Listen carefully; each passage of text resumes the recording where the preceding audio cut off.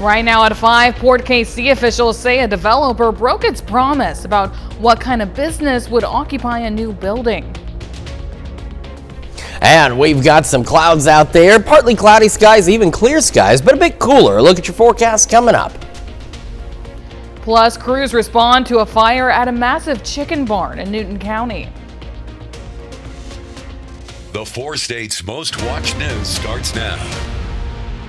Good morning and welcome to the KOAM Morning News. It's 5 a.m. I'm Samantha Walker. And I'm Chris Warner. It is now Wednesday, halfway through the work week. We're halfway there. February the 11th. That also means we're that much closer to Valentine's Day. So again, if you're participating, taking part, whatever the case may be, just make sure you're ready and make sure you have the umbrella. Yes. I know you said you were making a handmade card this year, so how's that? Well, the things have changed. I'm not going to do that. No. I might still do that, but I think I'll probably make it something a little better.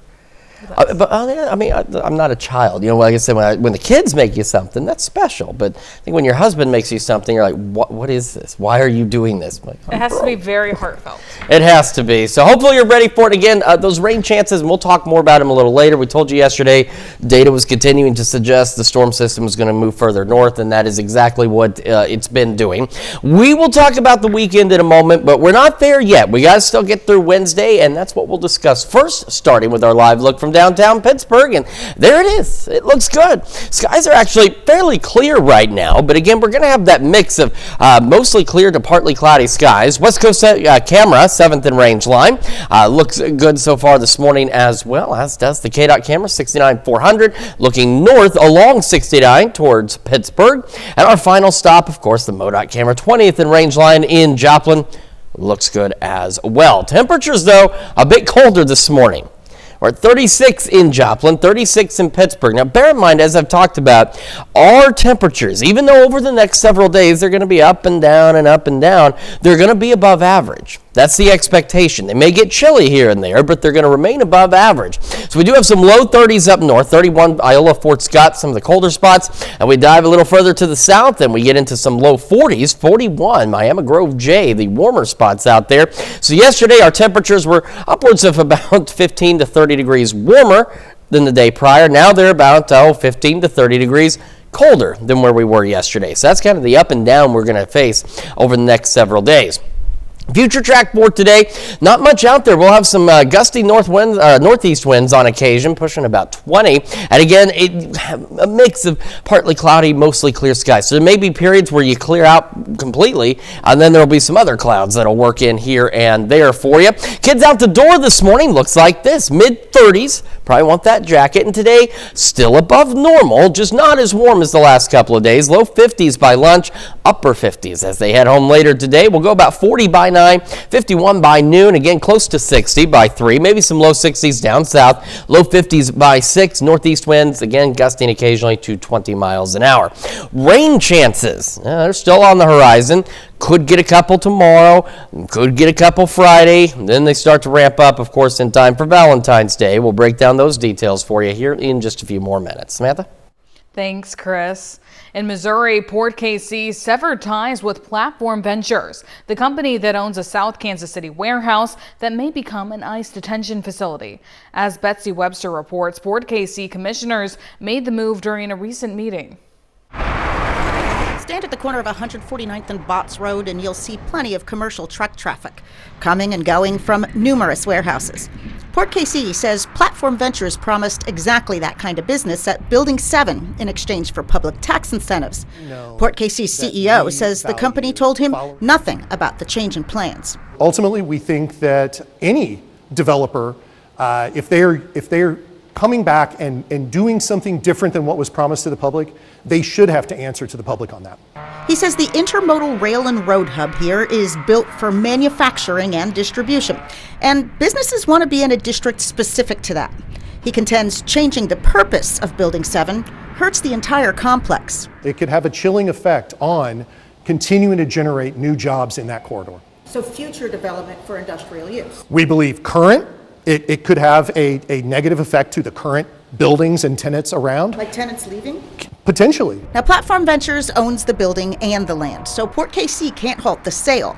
But they can shut them out of future public-private partnerships, and that's what commissioners voted to do. What I would like to see is fulfilling of what was promised to the public originally, which is bring manufacturing and distribution jobs to this site. Platform Ventures said in a statement it doesn't ask buyers about what they plan on doing with any property that is purchased. Kansas City leaders took steps last month to prevent the federal government from opening an ICE detention facility within city limits. Well, Newton County firefighters responded to 2 fires yesterday morning. One claimed a large chicken barn near Fairview, and the other was an abandoned home near Shoal Creek. We'll begin with the fire at the chicken barn near Zebra Drive and Mulberry Road in Newton County. Multiple area departments responded to the scene around 10 a.m. Authorities say the 600-foot structure housed 13,000 chickens. Drone video shows the entire building collapsed. While no firefighter injuries were reported, the structure and the livestock are considered a total loss. Authorities asked for assistance concerning another fire in Newton County yesterday. Crews responded to the 600 block of East Glendale Road just before 8. The house has been unlivable since a previous fire. The Newton County Sheriff's Office has reached out to the public for any information regarding suspicious activities. Authorities responded to a serious crash in Joplin yesterday. The T-bone crash happened at West 7th and Central City Road, the same intersection where a fatal motorcycle crash took place on Sunday. According to authorities, a sports car failed to yield, causing an SUV to travel off the right side of the roadway and overturn. One driver and 1 passenger were transported to nearby hospitals with moderate injuries. Well, this morning, investigators are still trying to find the mother of Today's Show co-host Savannah Guthrie, now 11 days since her disappearance overnight. Federal and local authorities searched in our Arizona home and said that a person was detained and questioned in connection to the case. But early this morning, the man said he was released. CBS News' Bradley Blackburn has more on these breaking developments from New York. The search for Nancy Guthrie, mother of Today's Show co-host Savannah Guthrie, continues. Overnight, the FBI and Pima County Sheriff's Department said they had conducted a search at a house in Rio Rico, Arizona, a community near the border that's about an hour south of Tucson, and that a person had been detained in connection to the case during a traffic stop. I don't know anything. This man says he was held and later released. They just told me to stop moving. Like, what's your name? Carlos. And that's it. They put me in the cop car. I hope they get the suspect, because I'm not it. They better do their job and find the suspect that did it so they can clear my name. FBI Director Kash Patel said this on Fox News last night before it all began to unfold. With any investigation, you are a person of interest until you're either eliminated or you're actually found to be the culprit or the culprits involved. These developments came hours after the FBI released chilling new images of an armed, masked person wearing gloves outside Nancy Guthrie's home, captured by a security camera the night she went missing. Hopefully the trap is closing on this suspect. Hopefully they feel that pressure. This is the break they needed. Bradley Blackburn, CBS News, New York. Overnight, a senior Trump administration official said the White House is, quote, monitoring the situation in Tucson closely. The FBI and Pima County Sheriff are urging people with any information that could help them find Nancy Guthrie to please call their tip lines. That's a look at this morning's top stories and weather coming up on the KOAM Morning News. Federal immigration officials face tough questions from lawmakers about recent deadly shootings. And temps warming back up with some thunderstorm chances. Chris has a look at your weekly forecast. You're watching the KOAM Morning News. We'll be right back.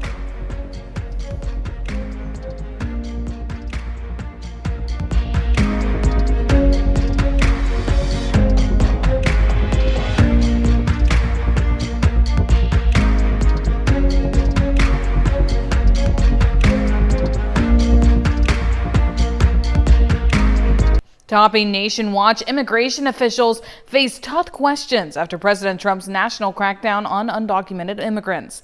This is their first time facing lawmakers since 2 U.S. citizens were killed in Minnesota last month. Erica Brown has more details from Capitol Hill. The leaders of ICE and U.S. Customs and Border Patrol faced questions Tuesday from the House Homeland Security Committee about the Trump administration's immigration crackdown. From January 20th, 2025 through January 20th, 2026, ICE has conducted nearly 379,000 arrests. It's their first appearance before lawmakers since federal agents fatally shot Alex Preddy and Renee Good in Minneapolis. Mr. Lyons, will you apologize to the family of Renee Good for being called a domestic terrorist by the president and his leadership? No, sir. Will you apologize to the family of Alex Preddy for also being called a domestic terrorist?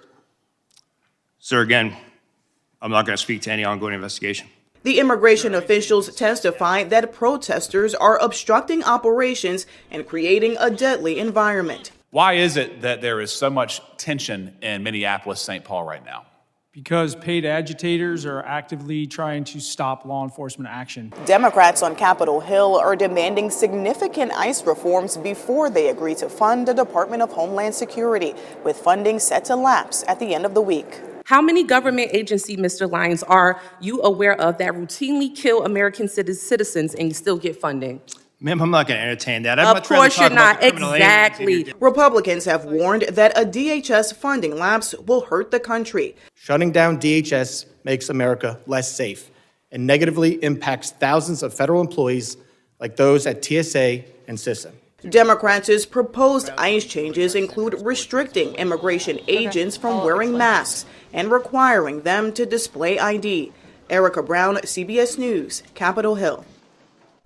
Senate Democrats are negotiating directly with the White House over the DHS reforms. Yesterday, Senate Minority Leader Chuck Schumer said he rejected the White House's counterproposal, calling it, quote, incomplete and insufficient. DHS funding is set to expire on Saturday. Majority Leader John Thune says he would like a short-term continuing resolution to give both sides more time to negotiate.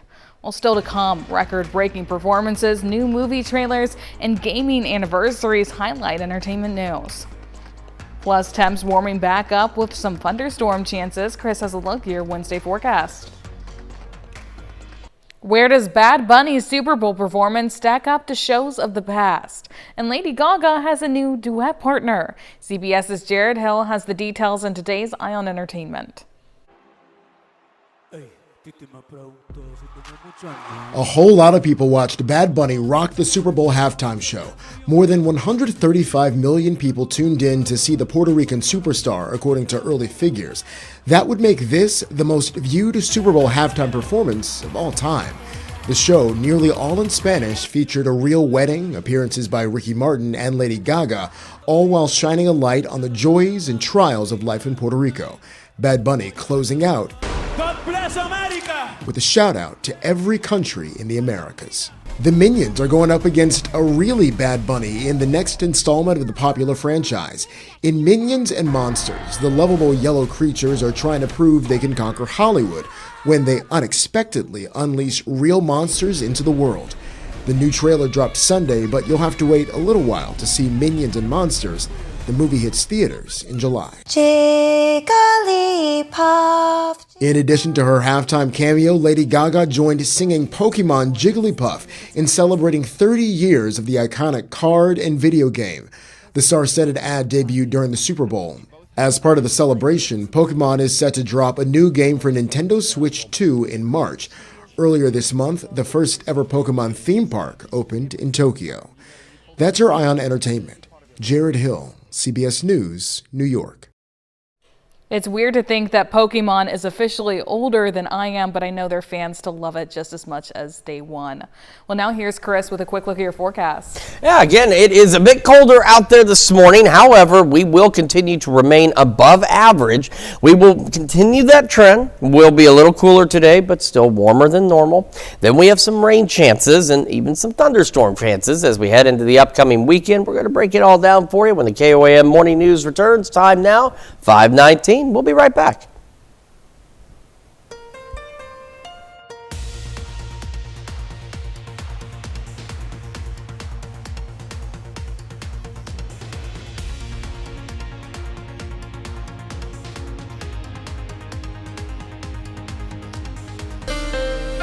Here's your Skywatch weather forecast from the trusted Roper Kia Weather Center. Welcome back to the KOAM Morning News. It's 5:22 on this Wednesday morning. Happy Wednesday, halfway through this week. And what a fabulous week it has been. We started with record highs on Monday. We did pretty good yesterday. The north wind got a little chilly as that front rolled through, but otherwise still wasn't too bad. We're a little colder this morning. We're a little cooler today, but still fairly mild temperatures for this time of year. So here's what we've got on the future track. We're going to have some northeast winds, occasionally gusting upwards of 20 miles an hour. We are dry, and we'll have a mix of partly cloudy to mostly clear skies. In many cases, you may have clear skies for a couple of hours before you see a few more clouds here and there. Overnight, clouds begin to increase. We're still partly cloudy, and then as we go into Thursday, we will become mostly cloudy. Winds tonight shift out of the southeast, and that's part of this whole rotation back around where they're going to shift out of the south for us. Could get an isolated shower or two in the afternoon on our Thursday, but you saw those disappeared. It's kind of a hit and miss situation. I think most of us will be dry tomorrow, but that chance will at least be there. That's really going to be about it. Then we go into our Friday. We could have a few isolated showers in the morning hours on our Friday. Then we should get a bit of a gap. Now, Future Track's updated and it's throwing some in around the noon hour, but I think we may be dry initially. It'll be about 4 or 5 o'clock that we'll see the return of at least some shower chances as we start heading late Friday into Saturday. So you may remember on the longer range future track we showed you yesterday that Saturday at midnight, it kind of had that area of rain right about here. So this is still driving, but the biggest change is what we were expecting to change. This system is looking to track considerably further north, which is going to bring rain to the entire region as we head into the weekend. So that's where we're going to pick up is from midnight Saturday. So you can see how even on the long range future track, what we just showed you on the shorter range one, that it's lining up with these rain chances. Now we go further into the day on Saturday. Showers initially in the morning. Could get some thunderstorms. Now again, looking at the latest data this morning, thunderstorm chances are there. They look a little better. It likes to get, you'll get some rumbles of thunder here and there. But the good news is at this time, there's been no change to the available energy for these storms. So we're not looking at severe weather at this time. If that does change for any reason, we'll certainly let you know, but that's at least been one thing that's been somewhat consistent is the energy for any kind of severe thunderstorms just does not look to be there, but some heavier rain, which we need, and some rumbles of thunder are looking very likely for most of the area as we head through Saturday. So again, if you've got Valentine's Day plans, make sure you bring the umbrella, make sure you're ready to go. That'll continue through late evening into the early morning hours on Sunday before eventually this system begins to exit throughout the day on our Sunday. As we head through this morning, again, partly cloudy, mostly clear skies, mid-30s to start, upper 40s by 11 a.m. Our highs today cruising up into the upper 50s, so again, cooler than yesterday, but still above normal. Remember, the average is in the upper 40s. You will see no upper 40s anywhere on this extended forecast. Friday's that interesting one. I tried something different to help kind of break it down. 20% chance of showers in the morning, 40% chance of showers in the evening. So not as great in the morning, better in the evening, and then that gap in between where we probably won't see anything. We're low 60s tomorrow and Friday. The rain, the cloud cover will keep us cooler again on Saturday, but still above normal. Shower storms out there. We start clearing out for Sunday. Then we do another round of warming, climbing into the upper 60s and low 70s through next week. And then we drop just a wee bit more back into the upper 50s by next Friday. But again, all of these temperatures, even the overnight lows, remaining well above normal out there. That is a check of your forecast. We're going to send it over to Samantha now with Health Watch. Thanks, Chris. Catching the flu could raise your risk of heart disease. Mount Sinai researchers identified a link between the influenza A virus and cardiovascular disease. It's believed the flu can damage the heart, which can raise the risk of a heart attack or other major cardiovascular event. Researchers say this may explain why heart attacks rise during flu season. People with obesity face a 70% higher risk of life-threatening infections. A study published in The Lancet found that obese people are much more likely to be hospitalized or die from an infectious disease, including the flu, COVID-19, pneumonia, and urinary tract infections. The study's authors say by addressing obesity, more than 500,000 lives worldwide could be saved. A new study suggests we can train our brains just like we train muscles. Researchers with Johns Hopkins Medicine had adults 65 and older do around an hour of cognitive training multiple times over 5 to 6 weeks. The people who did the regular cognitive training had lower rates of dementia and Alzheimer's disease than people who didn't. The benefits from the training even lasted as long as 20 years later. Well, new research suggests a morning staple for many of us may lower the risk of dementia. Karen Hua reports. It's delicious.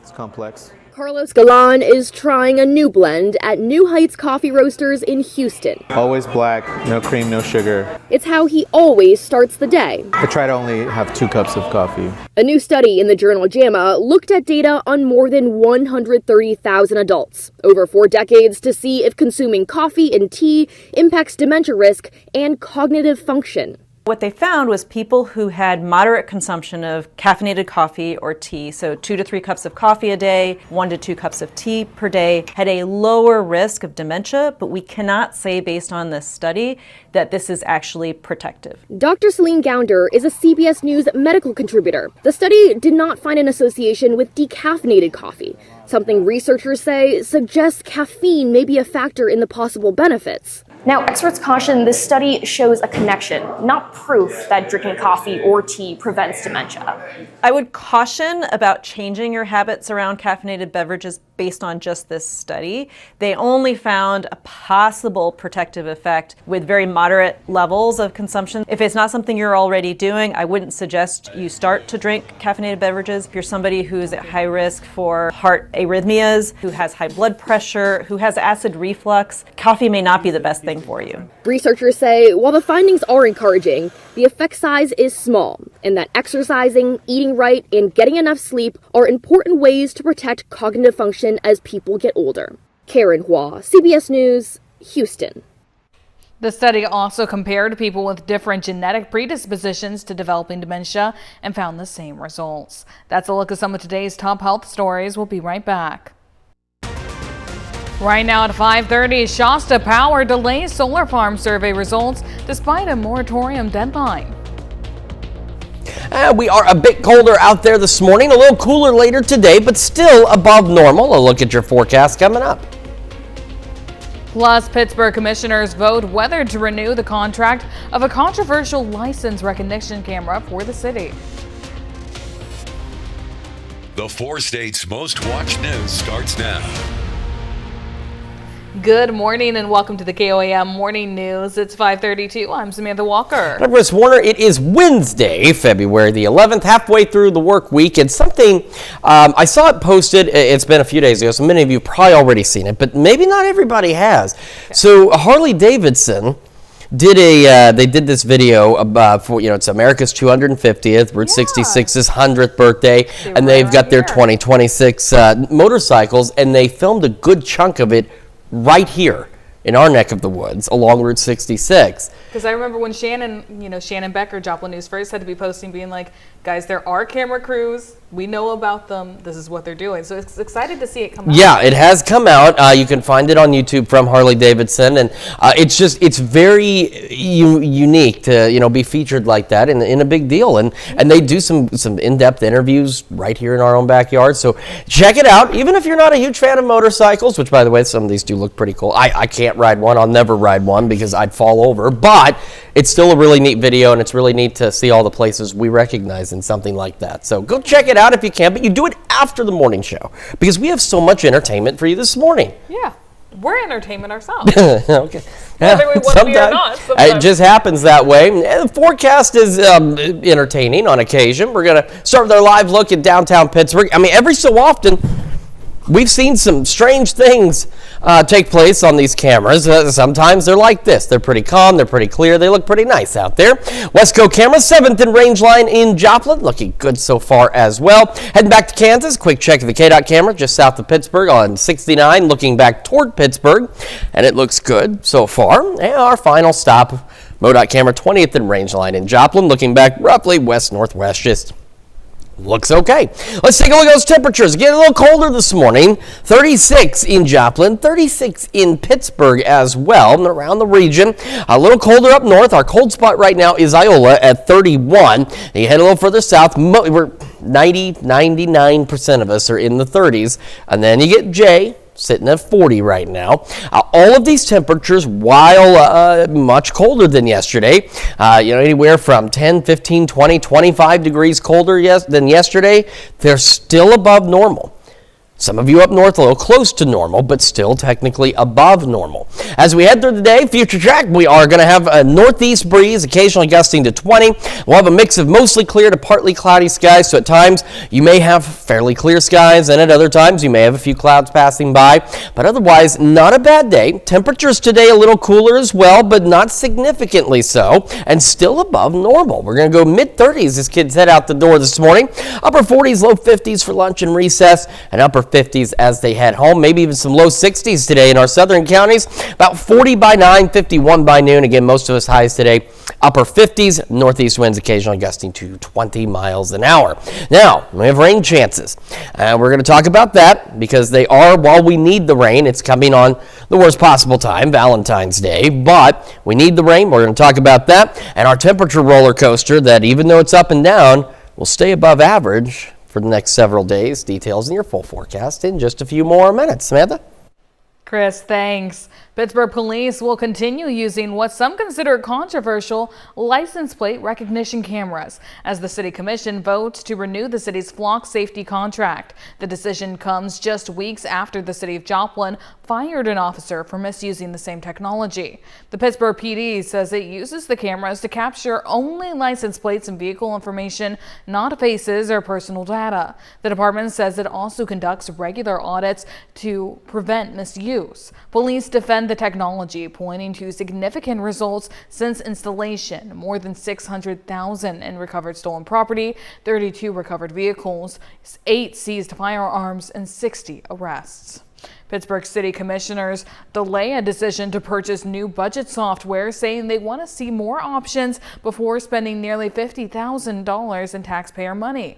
During the City Commission's January 27th meeting, City Manager Darren Hall blamed the use of Excel spreadsheets for creating a conflicting budget and a costly tax error last year. To correct the mistake, commissioners voted to lower the mill rate for property owners. The proposed ClearGov cloud-based software would replace the manual spreadsheet system the city has used for years, but it isn't cheap, costing a little over $34,000 a year and $15K setup fee. A Miami school bond issue succeeds on its second try as voters approve a $15.7 million measure that narrowly failed last fall.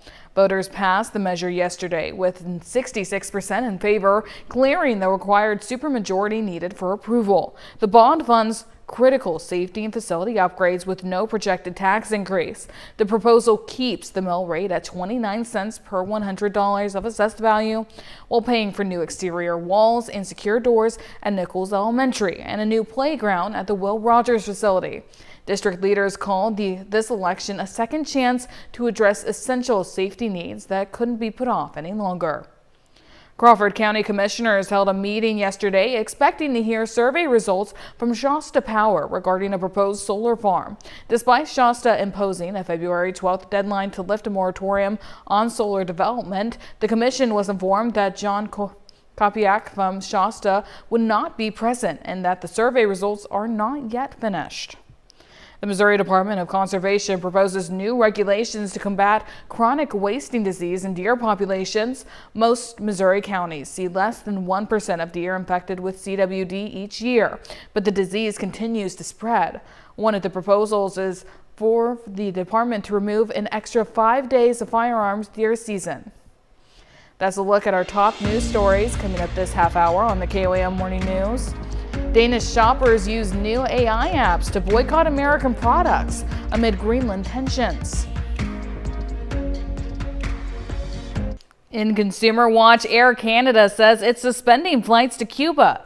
It comes as Cuban aviation officials said airlines can't refuel planes on the island due to a fuel shortage. Officials there point to actions taken by the Trump administration to cut off fuel supplies from Venezuela and Mexico, and President Trump's executive order threatening to tariff goods from any country supplying oil to Cuba. Air Canada says it will send empty flights to bring home thousands of customers who are currently in Cuba over the next few days. Smartphone apps to boycott American-made products are seeing a surge overseas. The trend is tied to tensions over President Trump's push to take over Greenland. Tina Cross reports. Grocery shopping is turning political in Denmark, with some residents looking to steer clear of American brands. We do boycott, but we don't know all the American goods. To help shoppers spot U.S. products, Ian Rosenfeld launched the Matometer app. You can now take a photo of several products and it will analyze. It uses artificial intelligence to flag U.S. goods and suggest European-made alternatives. So you can see which ones it has identified, which ones are safe, and which ones to avoid. The app's popularity surged amid protests last month over President Trump's renewed push to take over Greenland, which is part of Denmark. Another app called Non-USA also climbed to the top of the Danish App Store rankings.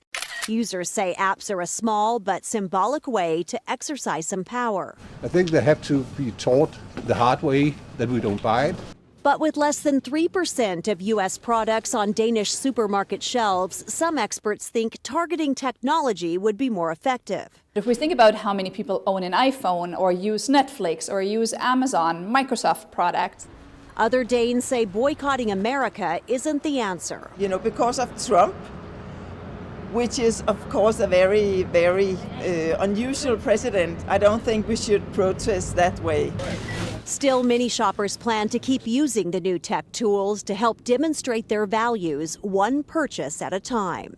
Tina Kraus, CBS News. Last week, the U.S., Denmark, and Greenland started talks on Arctic security, but Greenland insists it won't give up control of its land. And that's it for Consumer Watch, and now here's Chris with a look at your forecast. Again, a bit of a colder start to the day for us. A little cooler out there later today, too, but again, remaining above normal. Rain chances, though, starting to ramp up as we head into the upcoming weekend. Details on that when the KOAM Morning News returns.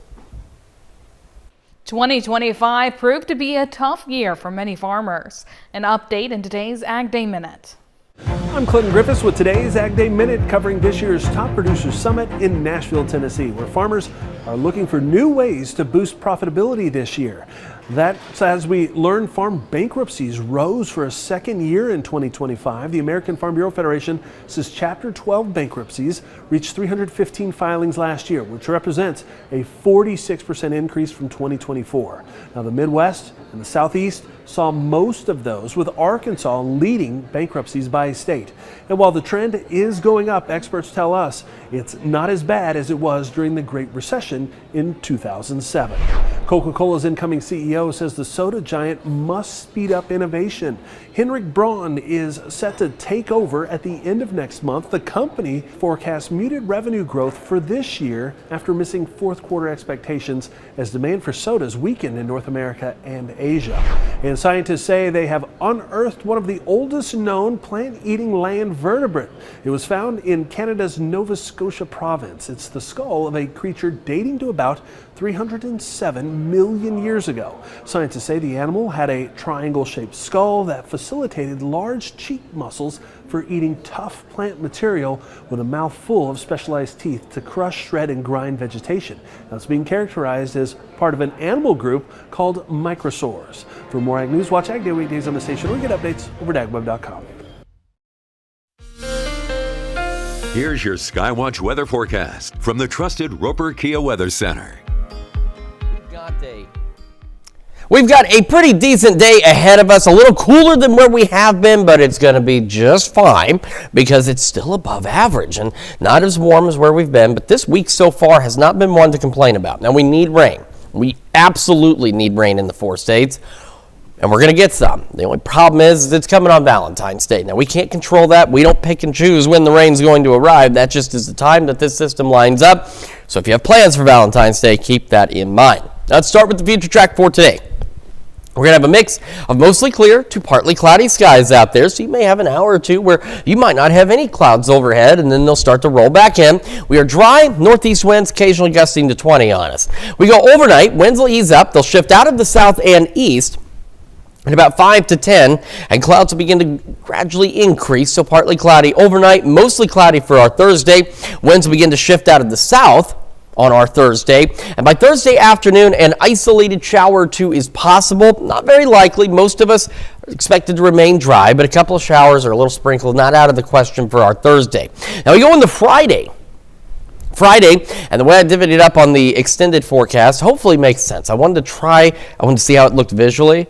And then, of course, I'm going to explain it to you. But what we've got is 2 different sets of rain chances in 2 different time frames. Early Friday morning, we could get a few isolated showers out there. So this is where on the extended, we're talking about a 20% chance. We've got a few isolated morning showers out there. Then we should get a pause in activity. I know Future Track is hinting at some additional developments. We'll see how that pans out, too. I may just be able to get rid of that little gap. But I think there's going to be a gap between about 11 a.m. and about 5 p.m. where we won't really see anything. And then after 5, we have a 40% chance of showers. And eventually, as we go late Friday into Saturday, shower and thunderstorm chances will begin to increase out there. So what I want to do very quickly is this Saturday at midnight, which is where the short range Future Track runs out of data. But take a look at where it's showing rain by midnight Saturday. Now we're going to go to the longer range one. That'll take us beyond that. And when we stop it at midnight, it's roughly the same zone. So we're lining up pretty nicely. Now the system is starting to track more northerly. That was kind of an expectation. Yesterday, kind of cut off rain right about the 54 corridor or so. But as we discussed, the expectation is for it to lift further north. And honestly, that's really what it's starting to do. The new data this morning is agreeing with that and keeping consistent with saying, I think it's going to go further north. So here we go through our Saturday. So through Valentine's Day, for those of you heading out, showers, maybe some thunderstorms. That'll be the case throughout the day. Now, remember on the long-range Future Track, this is where rain is possible. It's not rain everywhere out there. So there may be scattered showers and storms. It may stop here and there, but you still need to keep the umbrella handy. Now, some good news, while thunderstorm chances have gone up a bit in terms of getting some thunder, getting some lightning, the instability or the energy for those storms has not increased. So we're not right now looking at anything severe on Saturday for Valentine's Day in terms of those thunderstorms, but some rumbles of thunder, some heavier rain, certainly possible. The better chances for heavier rain are still along and south of 54, but we'll have rain chances throughout the area. As we go into early Sunday, maybe a few lingering showers, and then those will start to clear out for us, and the rest of our Sunday looking pretty good. As for today, again, mostly clear to partly cloudy skies, mid-30s to start our day, upper 40s by 11 a.m. We're going to go for highs into the upper 50s today, maybe some low 60s down south. So not significantly cooler than yesterday, but I mean, compare that to Monday where we're almost 80 degrees. It's a lot cooler out there. Those north winds gusting to 20, but remember, our average highs are in the upper 40s. So we're staying above normal. Average lows in the upper 20s. So yeah, it's cold again tonight, but still above normal. Partly cloudy skies continuing. Southeast winds 5 to 10, back into the upper 30s. And then tomorrow, low 60s, and that continues Friday. So this is what I was talking about, and maybe it makes sense when I throw it up here. Maybe it doesn't, and I won't do that ever again.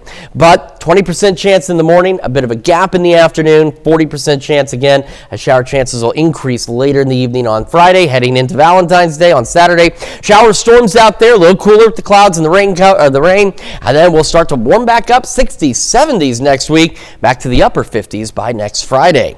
That is a check of your forecast. Now here's Samantha with sports.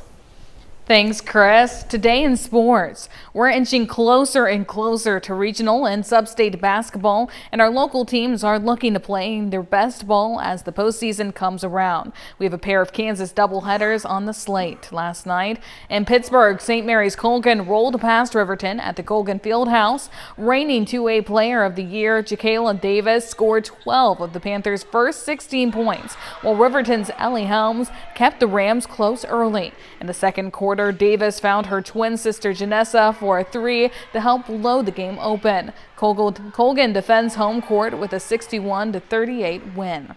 Colgan boys cap off the night with a comeback win over Riverton. The Panthers overcome an early double-digit deficit behind timely shooting from Gabe Brown and Brady Batega, who beats the first quarter buzzer with a three. Colgan steadies in the second half to complete the sweep, taking down the Rams 64-55. That's it for sports. We'll be right back. An Olympic medalist from Norway has people talking, but not because of his athletic performance. Biathlete Sturla Holm Lagrade confessed on Norwegian TV to cheating on his girlfriend right after the 28-year-old won bronze in the men's 20-kilometer individual event. He told reporters he wanted to come clean and admit to the world that he recently cheated. Lagrade said he is trying everything to get her back, and he added the guilt from his mistake affected his preparation leading up to the Winter Games. Lagrade won gold in the biathlon relay at the 2022 Winter Olympics. Well, that's different. Yeah.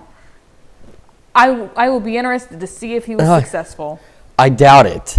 I would also because I mean, she's gonna, like, the whole world knows now. Like, she's definitely not going back. Like, you know, I'm glad you told everybody. That's terrific. I think from her perspective, it's all you did was admit that you are not a great partner. Yeah. Maybe a good athlete, but not a good partner. Yeah. That's an interesting confession to make on a global stage. Mm-hmm. All right. Well, I have a confession to make as well. It's going to be cooler today, and I'm sorry. I didn't cause it, though, okay? That's just how the Mother Nature's rolling things out. Mid-30s to start, so it is a bit colder this morning. I had to grab the coat again. I don't like I said, you have to layer up and do all these things, and I like when you don't have to do that. Upper 40s by 11 a.m. Our highs today still above normal, not bad. Upper 50s as we head into the afternoon. North winds occasionally gusting to 20. Partly cloudy skies. Those will continue through the evening and overnight back down to the upper 30s, so again, above normal, but cold. We'll warm up a little more, maybe an isolated shower in the afternoon, couple isolated shower chances early Friday, late Friday, showered storm chances increasing on Valentine's Day. Let's check your forecast. Another hour of the KOAM Morning News up next.